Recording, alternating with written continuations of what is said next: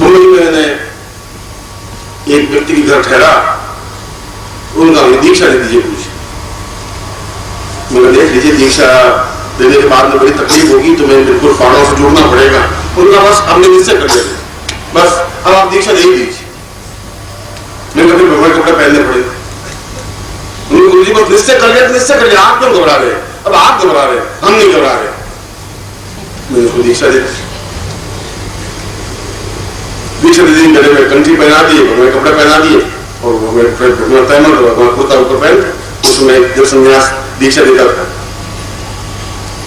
था तो ग्रस्त, 3-4 बच्चे थे, पत्नी थी, पत्नी भी उसकी बड़ी शेरनी, लंबी पूंछ और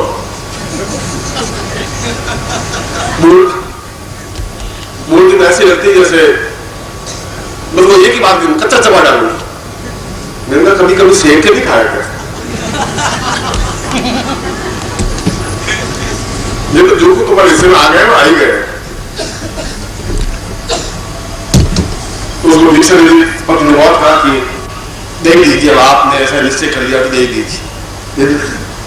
दीक्षा देने के बाद मैं तो दोनों दूसरे से यहाँ चला गया। वो 5-7 दिन बाद पूना जा रहे, अपनी पत्नी को लेके जा रहे, मारा पुलिस ने पकड़ लिया। साले पति कहाँ बाहर ले जाए, और को कहाँ बाहर ले जाए, सारा साधु को करते और को बाहर। और मेरे भाई में क्या आए, अरे भगवान को सर्दी आ गई है और को बता। अब बहुत समझाया, किसी को समझाया, पुलिस को समझाया, भाई मेरी भाई है, मेरी पत्नी है, आप इसको पूछ लो। खैर गाड़ी में छोड़ दी, चल गया।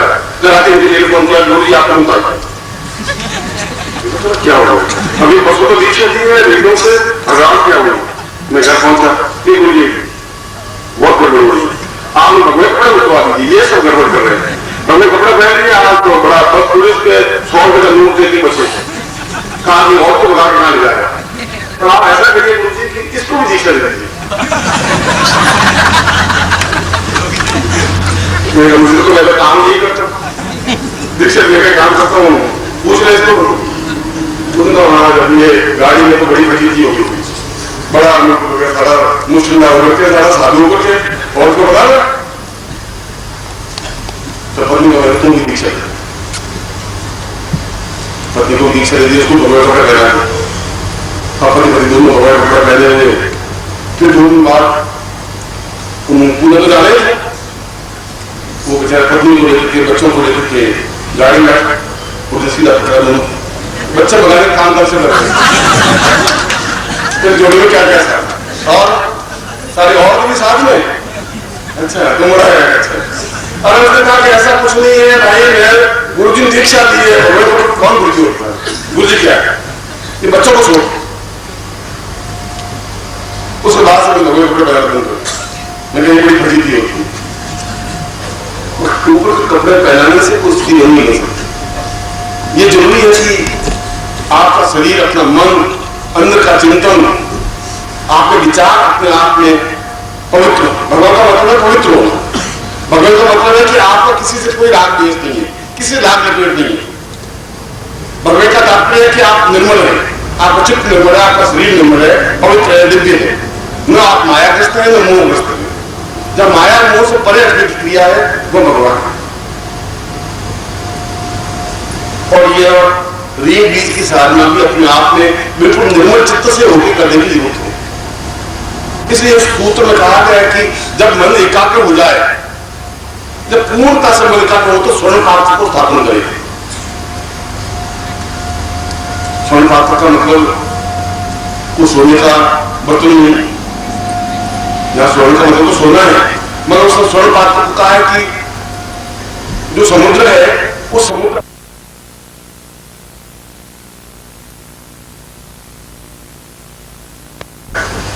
और उसमें जो कुछ विशिष्ट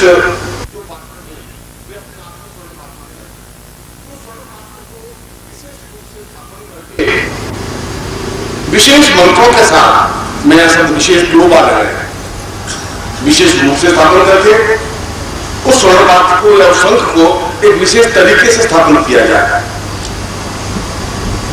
और फिर इससे संबंधित जो मंत्र हैं, अथर्ववेद के जो मंत्र हैं, क्योंकि ऋग्वेद में तो लक्ष्मी का कोई स्थान है ही, लक्ष्मी तो बहुत बाद में, वहां तो श्रेष्ठ लक्ष्मी से कहा गया। उस समय तक आर्यों के पास लक्ष्मी संबंधित कोई मंत्र नहीं थे। उसके बाद में उस अथर्ववेद में पूर्णता के साथ श्री सूक्त का पूरा वर्णन है। हिरण्यवर्णाम हनि सूर्यसुभाम चंद्राय लक्ष्मी जात वेदो माव तान माव जात वेदो प्रकाशम, और पूरे सूत्र में समझाया है कि उस स्वर्ण पात्र की कैसे साधना होनी चाहिए। ये जो 16 मंत्र हैं श्री सूक्त के, इस सूक्त के मंत्र जपने से कुछ नहीं हो पाएगा। एक बार 2 बार अपने आप देखा होगा, कई जगह यजमान पंडित को पैसे देते हैं कि आप हमारे श्री सूक्त के 100 पाठ कर दीजिए, और पंडित उसको रिपीट करते रहते हैं, उससे कुछ नहीं होता। उसमें तो समझाया गया कि स्वर्ण पात्र की साधना कैसे होनी चाहिए, और यदि इस प्रकार की स्थापना करें, इस प्रकार का मंत्र जाप करें, इस विधि से यदि आप करें, बस ये सूक्त अपने आप में पूर्ण विधि है, अथर्ववेद का एक प्रकार है, अथर्ववेद के मंत्र है। उसको जपने से, उसको रिपीट करने से, उसका उच्चारण करने से नहीं, उस तरीके से हिरण्यवर्णाम हनि सुवर्ण रजत सृजाम चंद्राय नमी लक्ष्मी जात वेदो मावह तान आव, ये सारा एक प्रकार बताया है, एक सिस्टम बनाया है। इस तरीके से उस मंत्र के माध्यम से उस स्वर्ण पात्र को जीवित जागृत चेतनी बनाई, और उसके बाद पूर्ण मनोयोग पूर्वक उस स्वर्ण पात्र को अपने सामने रखते हुए उस रीम बीज का उच्चारण करें।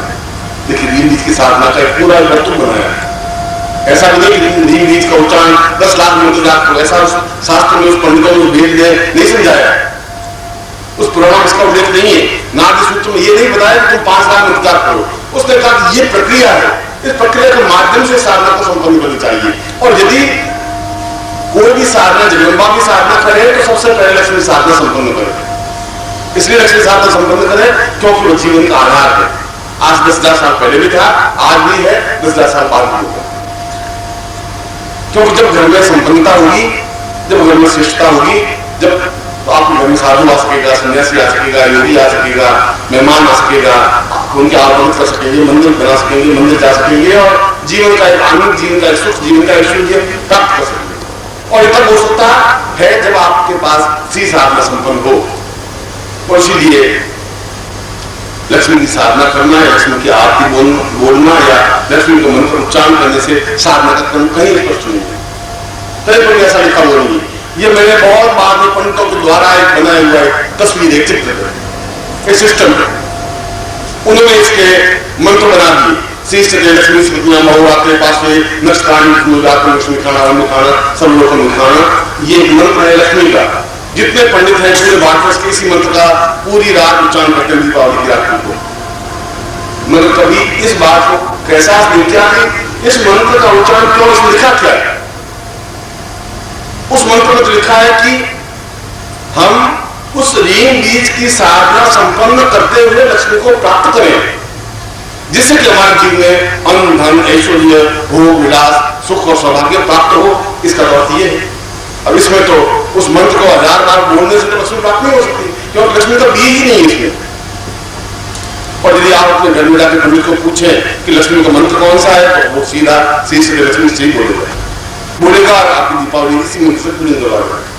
वो करवाता है क्योंकि उसने कभी इस बात को समझने की कोशिश नहीं की। उसमें लिखा है कि तुम्हें साधना के माध्यम से, रीम बीज की साधना से, रीम बीज की साधना का क्रम जो मैं आपको समझा रहा हूं, यदि इस क्रम से साधना संपन्न करें तो फिर जीवन में आपको ऐश्वर्य आ सकता है, फिर आपके जीवन में सुख आ सकता है, फिर आपके जीवन में भोग आ सकता है, और आए और आपके जीवन में कंगाली नहीं। क्योंकि जो बहुत कंगाल है, मन से जो कंगाल है, वह जीवन में सुख प्राप्त कर ही नहीं सकता। मैंने सुबह बताया कि पैसों के माध्यम से नींद प्राप्त नहीं हो सकती, पैसों के माध्यम से सुख नहीं प्राप्त हो सकता, पैसों के माध्यम से आनंद प्राप्त नहीं हो सकता। पैसा अपना बहुत छोटी चीज है, मतलब उसका भी एक इंपॉर्टेंस है, एक मूल्य है।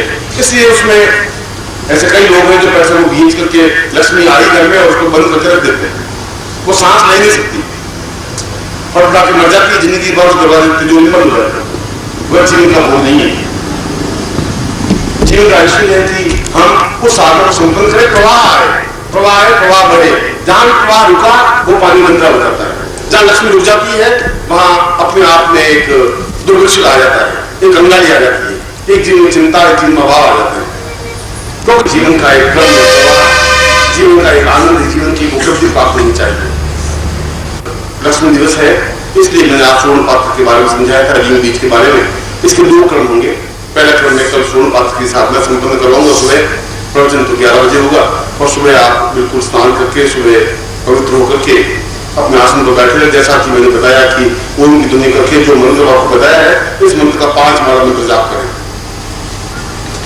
और उसके बाद में जैसा ये बताया था कि आप पंचपात्र आचमनी जल अक्षर कुमकुम यहाँ के साधक आपको देंगे, वो आप लें।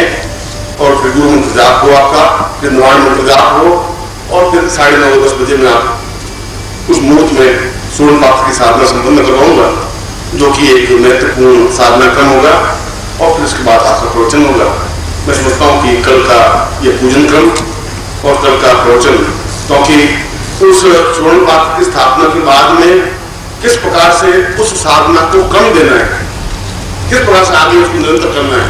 यद्यपि एक बार का स्थापन भी अपने आप में बहुत महत्वपूर्ण है, मगर आगे उसको क्रम कैसे दें, यह मैं कल के प्रवचन समझाऊंगा। इसलिए कल पूर्ण रूप से आपके लिए एक लक्ष्मी दिवस या ऋण बीज दिवस होगा और आपके लिए बड़ा उपयोगी रहेगा। मैं आपको ऐसा ही आशीर्वाद दूंगा।